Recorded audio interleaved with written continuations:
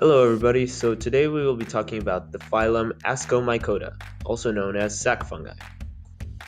First thing to know about Ascomycota is that it is a eukaryote, so that means all Ascomycota are going to have a nucleus with their certain number of chromosomes in each of their cells, just like plants and other animals. If we go down a step in the classification of Ascomycota, we find that they are in the kingdom fungi, which tells us that Ascomycota decompose and absorb organic material that they live on. The feature that separates Ascomycota into their own phylum is the way that they give off their spores, but we'll talk about that later in the video. They are the largest phylum of fungi with more than 64,000 different species, which live all over the world, most commonly found on land, such as forests and grasslands, but some can also live in lakes and rivers, or the ocean. They can even be found in Antarctica.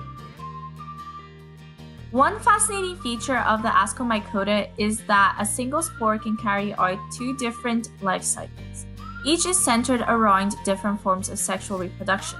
The shorter life cycle is asexual reproduction. It starts when a haploid spore lands on a suitable plot of dead organism land, and it begins to multiply through mitosis. It creates these tube-like structures called hyphae. Hyphae can grow continuously or they can branch out. Branches of hyphae are called septa, and if these hyphae keep growing, it will form a mass called mycelium, which looks different for each species. When the hyphae are formed and the conditions are right, the Ascomycota will form a new structure called conidiospore to asexually release new spores.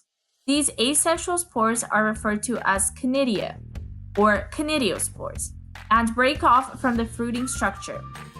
They are released into the outside world and are carried by wind and water, or sometimes even animals.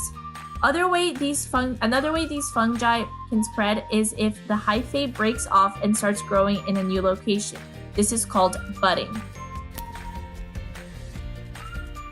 The second life cycle of Ascomycota occurs through sexual reproduction. We start out the same way as before with a single spore and its haploid.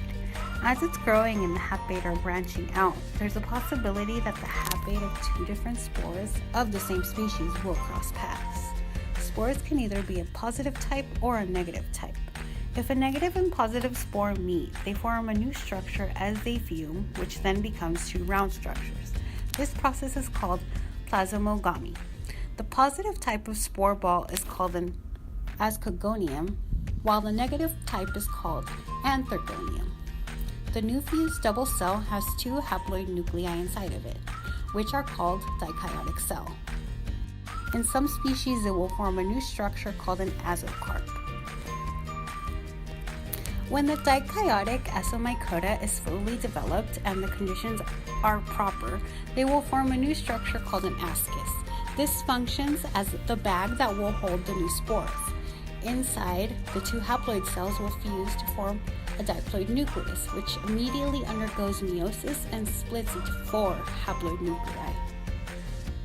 This process is called karyogamy. These four nuclei can also undergo mitosis in some cases to form 8 nuclei. There are a new generation of spores that are called ascospores. They burst from the ascus and are released into the outside world to be spread around by wind, water, and animals.